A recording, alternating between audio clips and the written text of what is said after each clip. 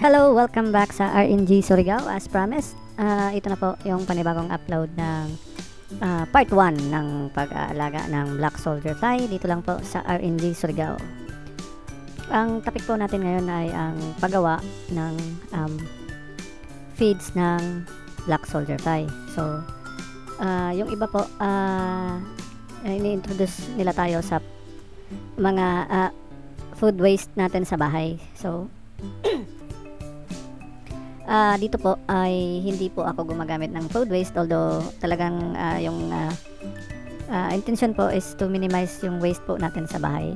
Yun po yung talagang ini-encourage po tayo na yun po yung ipakain sa Black Soldier Fly para maging ma-minimize po natin yung pollution na binibigay natin sa kapaligiran. So, kung kayo naman po ay nasa malapit sa bukid or nasa probinsya, meron pong alternatives na feed kung saan po hindi po masyadong mabaho yung Black Soldier Fly larvae po natin habang pinapalaki po natin sila.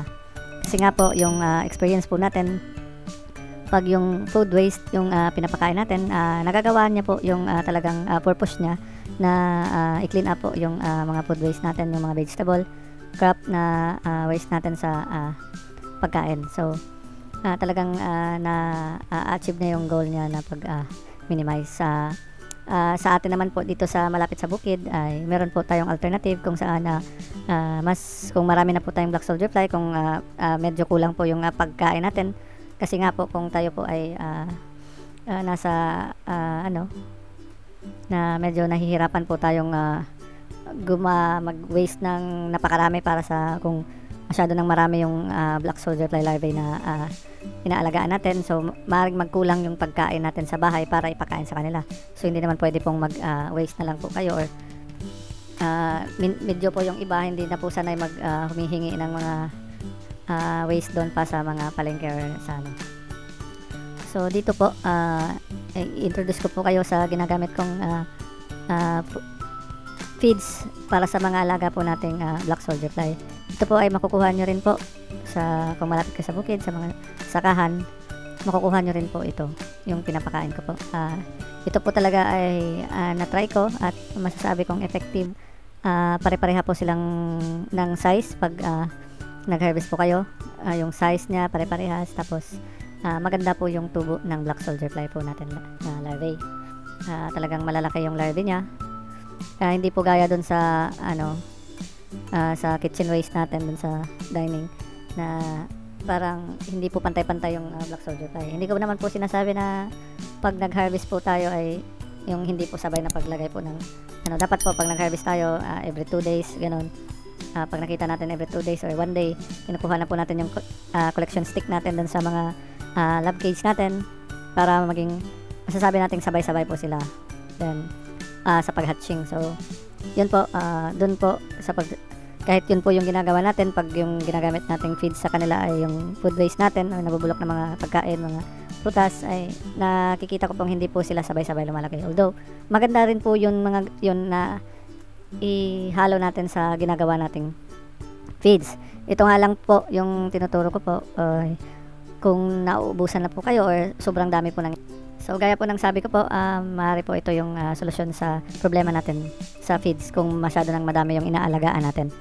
So, ang dapat lang po nating ihanda na mga gamit po ay timba na paghahaluan at yung coconut husk or coconut waste po niya, yung niyog na kinudkod, at saka po yung cow dung, tae po ng kalabaw or baka. So, dalawa lang po yung main ingredients po natin dito. At paghaluin lang po natin sa timba. Gumamit lang po tayo ng kahit anong panghalo, kawayan man yan o malaking rebar. So, sa akin po ay gumawa po ako ng kawayan stick at yun po yung ginagamit kong panghalo. So, gumagawa po ako ng maraming balde nito kasi po marami na rin po tayong mga planggana na pinaglalagyan kasi nag-harvest na po tayo ng every day. Nag-harvest na po tayo ng eggs. So, yung paghahalo naman po ay unal nyo lang po, padandahan nyo po na paglagay ng coconut waste o yung niyog na kinudkod.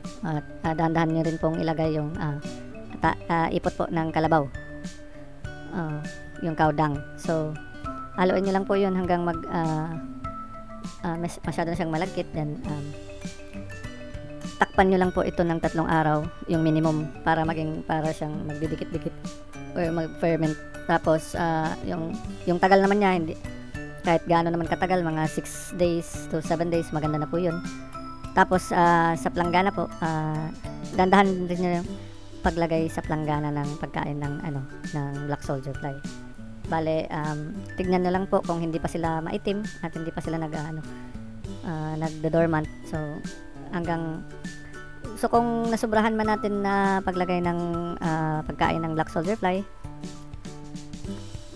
wag kayo pong mag-alala kung makikita nyo pong basa yung black soldier fly. Meron po tayong rice husk para makontrol po yung wetness ng ng lupa or yung ipot ng mga black soldier fly. So para po sa part na to, sa paggawa po ng pagkain po ng black soldier fly, dito lang po muna tayo. Gagawa po tayo ng ibang video sa mga pag-aalaga ng black soldier fly. So napakadali ng paggawa ng pagkain ng black soldier fly. Thank you po for watching our episode. At dito na po nagtatapos ang topic natin sa paggawa ng feeds ng ating mga black soldier fly. So kung meron po kayong natutunan at mga naintindihan sa part na po na ito, para po masubaybayan po yung next part ng ating mga topics, ay maigi po na mag-subscribe po tayo sa YouTube channel natin para po makatulong po tayo sa paggawa namin ng mga videos regarding black soldier fly farming. Maaari nyo pong bisitahin po ang ating Facebook page at Facebook group para po sa mga ibang detalye patungkol po sa pag-aalaga ng black soldier fly, at doon po tayo magtanong kung ano po yung gusto nyo pong malaman regarding sa pagpa-farming ng black soldier fly. Maraming salamat po at God bless. Happy farming!